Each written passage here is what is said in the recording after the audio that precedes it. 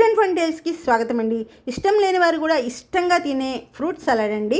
ఇలా ఒక్కసారి చేసి చూడండి.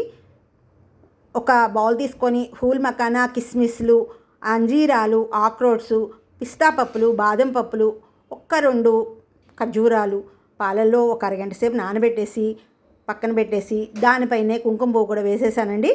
ఇప్పుడు మనము జామ, యాపిల్, కిస్మిస్లు, అలాగే దానిమ్మ, కమల వీటన్నిటిని సన్నగా ముక్కలుగా కట్ చేసేసుకొని ఒక బౌల్లో పెట్టేసుకొని ఈ నానబెట్టుకున్న ఫూల్ మకానా ఉంది కదండి, దాన్ని మిక్సీలో జార్లో చక్కగా పేస్ట్ లాగా చేసేసుకొని ఈ పేస్ట్ అంతటిని ఈ ముక్కల మీద ఫ్రూట్స్ మీద పోసేసుకొని దానిపైన దానిమ్మ గింజలతో గార్నిష్ చేసేసి అలాగే ఒక్క స్పూను తేనె వేసేసుకొని దానిపైన చక్కగా బౌల్లోకి సర్వ్ చేసేసుకొని దానిపైన గుమ్మడి గింజలు అలాగే రోస్టెడ్ అవిసె గింజలు వేస్తే ప్రోటీన్కి ప్రోటీను, రుచికి రుచి అమోఘమండి.